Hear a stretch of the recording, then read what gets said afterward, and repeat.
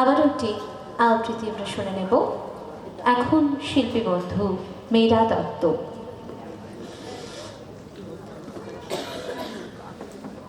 উপস্থিত সকলকে আমার শ্রদ্ধা ও ভালোবাসা জানিয়ে আমি একটি আবৃত্তি করছি।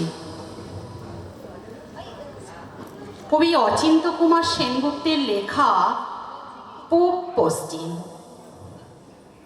তোমার শীতলক্ষা আর আমার ময়ূরাক্ষী, তোমার ভৈরব আর আমার রূপনারায়ণ, তোমার কর্ণফুলী আর আমার শিলাবতী, তোমার পায়রা আর আমার পিয়ালি, এক জল, এক ঢেউ, এক ধারা, একই শীতল অতল অবগাহন, শুভদায়িনী শান্তি।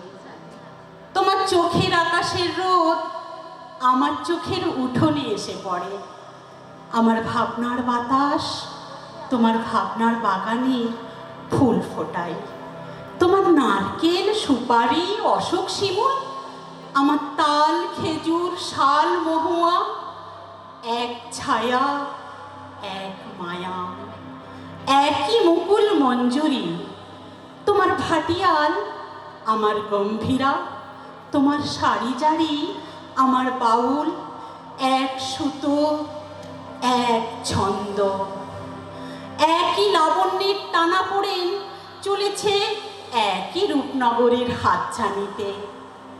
আমরা এক বৃন্তে দুই ফুল, এক মাঠে দুই ফসল, আমাদের খাঁচার ভিতরে একই অচিন পাখির আনাগোনা।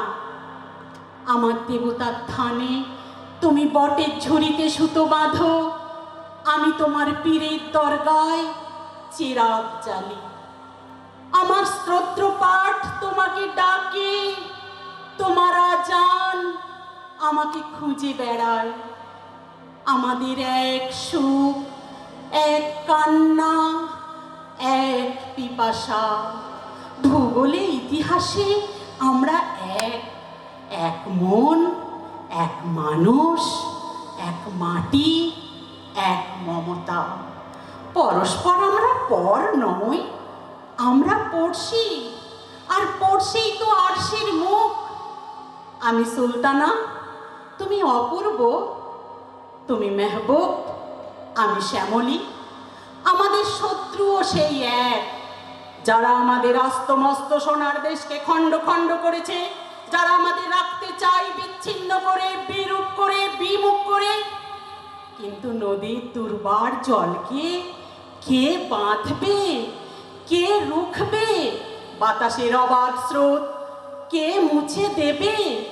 আমাদের মুখের ভাষা, আমাদের রক্তের কবিতা, আমাদের হৃদয়ের গভীর গুঞ্জন।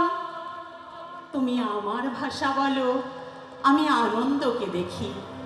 আমি তোমার ভাষা বলি, তুমি আশ্চর্যকে দেখো। এই ভাষাই আমাদের আনন্দে, আশ্চর্যে সাক্ষাৎকার। কার সাধ্য অমৃত দীপিত সূর্য চন্দ্রকে কেড়ে নেবে আকাশ থেকে? আমাদের এক রবীন্দ্রনাথ, এক নজরুল। আমরা ভাষাই এক, ভালোবাসাই এক, মানবতাই এক। বিনা সুতোই রাখি বন্ধনের কারিগর। আমরাই একে অন্যের হৃদয়ের অনুবাদ, মর্মের মধুকর, মঙ্গলের দূত।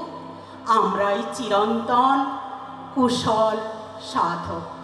নমস্কার, অসংখ্য ধন্যবাদ সকলকে। অনবদ্য। আমি মঞ্চে আসার জন্য অনুরোধ করব আবারও স্বপন মুখার্জি মহাশয়কে এবং মীরা দত্তকে, দুজনকেই বরণ করে নেওয়া হবে। দুজনকেই বরণ করে নেবেন দীপা চক্রবর্তী মহাশয়া। আবারও একটি অন্য ছন্দে আমরা ফিরে আসবো, আবার একটি নৃত্যানুষ্ঠানে ফিরে আসবো। মঞ্চ প্রস্তুতির জন্য একটু সময় চেয়ে নিচ্ছি।